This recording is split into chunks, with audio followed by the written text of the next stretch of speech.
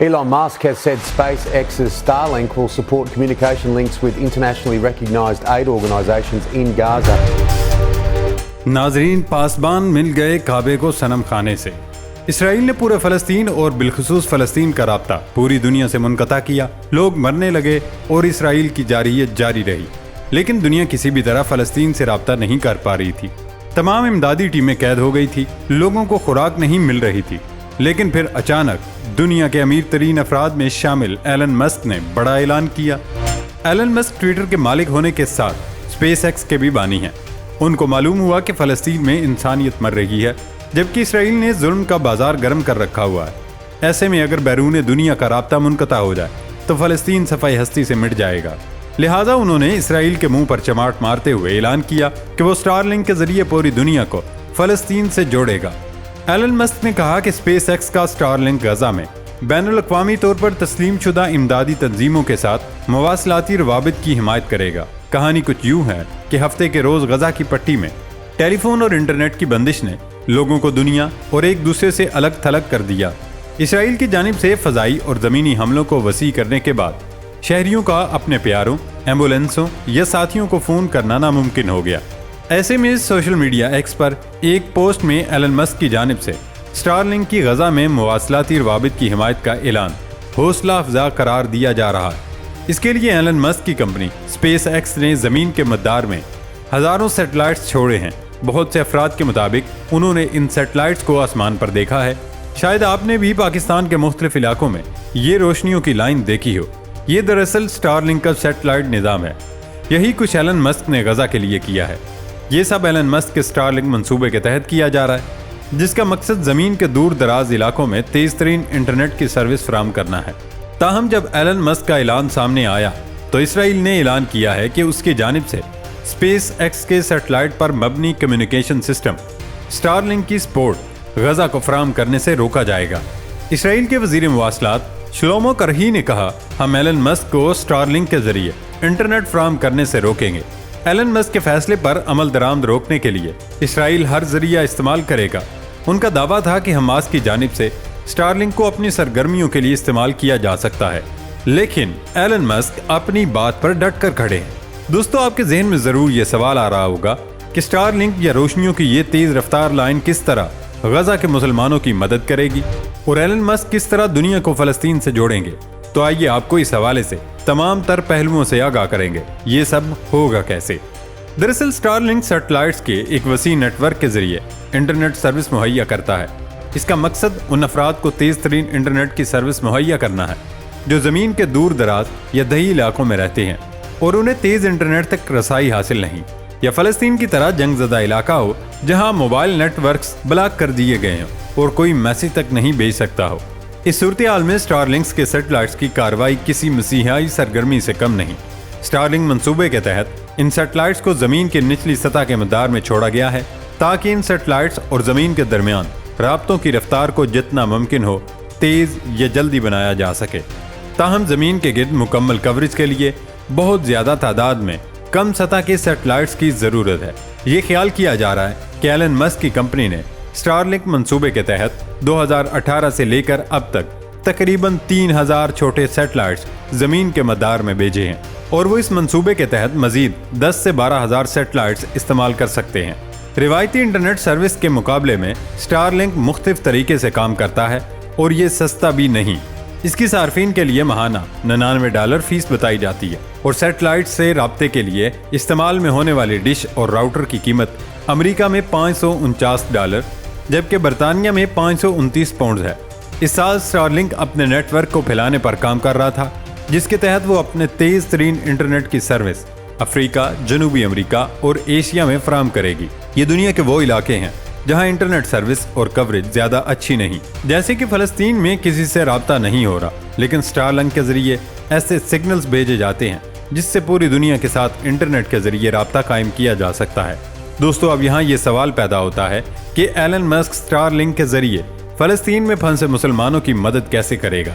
اس کو سمجھنے کے لیے ہم یوکرائن میں سٹار لنک کی ٹھیک اسی طرح کی کارروائی دیکھ سکتے ہیں جیسے ہی روسی افواج نے یوکرین پر چڑھائی اور پیش قدمی کی۔ انہوں نے یوکرین کی انٹرنیٹ سروسز بند کر کے ان کی سوشل میڈیا سائٹس کو بلاک کرنے کی کوشش کی۔ ایلن مسک نے روسی حملے کے فوری بعد یوکرین میں اسٹارلنک کی سروس فراہم کی۔ اسٹارلنک کی تقریباً 15,000 ڈشز اور راؤٹرز یوکرین بھجوائے جا چکے ہیں۔ اسٹارلنک نے جنگ کے دوران یوکرین میں رابطے بحال رکھے اور ملک میں پبلک سروسز اور حکومت کی طرح انٹرنیٹ بھی چلتا رہا، اور روسیوں کو اسے بند کرنے کا کوئی طریقہ نہیں مل سکا۔ یوکرینی فوج اسے فوجی ہیڈ کوارٹر اور جوانوں کے آپس میں رابطے کے لیے استعمال کر رہے تھے۔ اس کے سگنلز کو جام نہیں کیا جا سکتا جیسا کہ عام ریڈیو سگنلز کو کیا جا سکتا ہے، اور اسے سیٹ اپ کرنے کے لیے صرف 15 منٹ درکار ہوتے ہیں۔ تو اب بتایا جا رہا ہے کہ ایلن مسک غزہ میں بھی اسی طرح کا قدم اٹھا سکتے ہیں۔ ناظرین، دعوے کیے جا رہے ہیں کہ اسٹارلنک کے علاوہ دیگر حریف کمپنیاں ون ویب اور وایا سیٹ بھی سیٹلائٹ کے ذریعے انٹرنیٹ سروسز فراہم کرنے کے لیے غزہ کا رخ کر رہے ہیں، اور اس کے لیے زمین کی نچلی سطح کے مدار میں ہزاروں سیٹلائٹس بھیج رہے ہیں۔ دوستو، برطانیہ میں فلسطین کے سفیر حسام زملت کی ایک ایکس پوسٹ کو ری پوسٹ کرتے ہوئے الیگزینڈرا کارٹیز کا کہنا تھا کہ 22 لاکھ کی آبادی کا مواصلاتی رابطہ منقطع کرنا ناقابل قبول ہے۔ صحافی، طبی عملہ، انسانی حقوق کے کارکن اور عام معصوم لوگ سب متاثر ہیں۔ سمجھ نہیں آتا اس قسم کے عمل کا کس طرح دفاع کیا جا سکتا ہے۔ امریکہ نے ہمیشہ اس کی مذمت کی ہے۔ اس ٹویٹ پر رپلائی کرتے ہوئے ایلن مسک نے کہا، اسٹارلنک عالمی سطح پر منظور امدادی تنظیموں کو انٹرنیٹ کی فراہمی میں مدد کرے گی۔ دوسری جانب فلسطینی ٹیلی کمیونیکیشن کمپنی کا کہنا ہے کہ غزہ میں انٹرنیٹ اور فون سروسز بتدریج بحال ہو رہی ہیں، کیونکہ اسرائیل اسٹارلنک سے ڈر رہا ہے کہ کہیں حماس اور دیگر تنظیمیں اس سے فائدہ نہ اٹھا لیں۔ ہیومن رائٹس واچ نے کہا تھا کہ غزہ میں مواصلاتی نظام کا بلیک آؤٹ بڑے پیمانے پر ظلم و ستم کے مترادف ہے۔ معلومات کا بلیک آؤٹ ظلم اور انسانی حقوق کی خلاف ورزیوں کو چھپا رہا ہے۔ دوسری طرف برطانوی وزیر اعظم رشی سوناک نے خبردار کیا ہے کہ مصنوعی ذہانت کیمیائی اور حیاتیاتی ہتھیاروں کی تعمیر کو آسان بنا سکتی ہے۔ ان کا یہ بیان اسرائیل اور فلسطین کے مابین جاری جنگ کے تناظر میں سامنے آیا ہے۔ عالمی میڈیا رپورٹس کے مطابق برطانوی وزیر اعظم نے کہا کہ بدترین صورتحال میں معاشرہ AI پر تمام کنٹرول کھو سکتا ہے، یہاں تک کہ اسے بند بھی نہیں کیا جا سکتا۔ اگرچہ نقصان کے امکانات پر اختلاف ہے، لیکن ہمیں AI کے خطرات کو نظر انداز نہیں کرنا چاہیے۔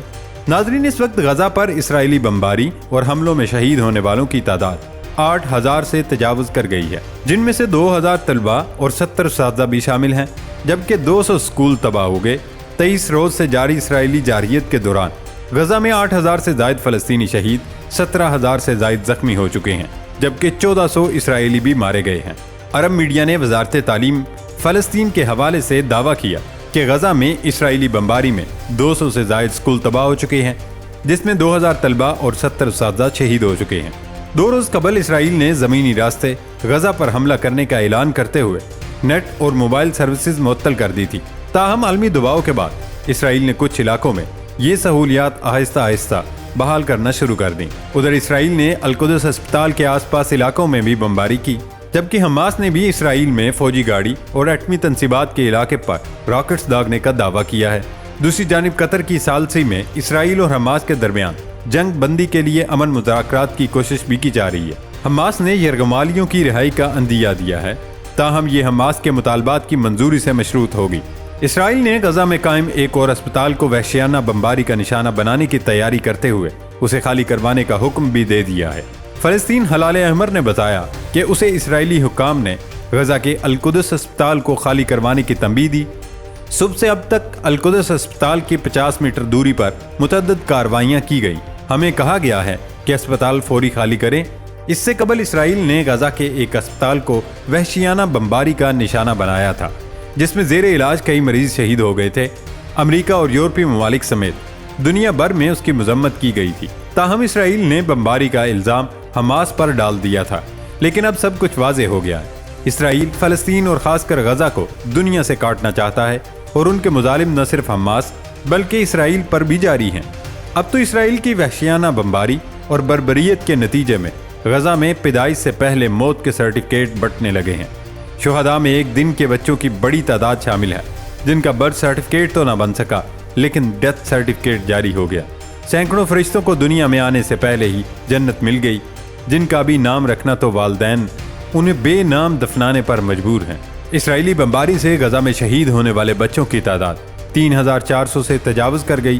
اسپتالوں میں نومولود بچوں اور ماؤں کی جان بچانے کے لیے وسائل ختم ہونے لگے ہیں، جس کی وجہ سے ہزاروں معصوم جانیں داؤ پر لگ گئی ہیں۔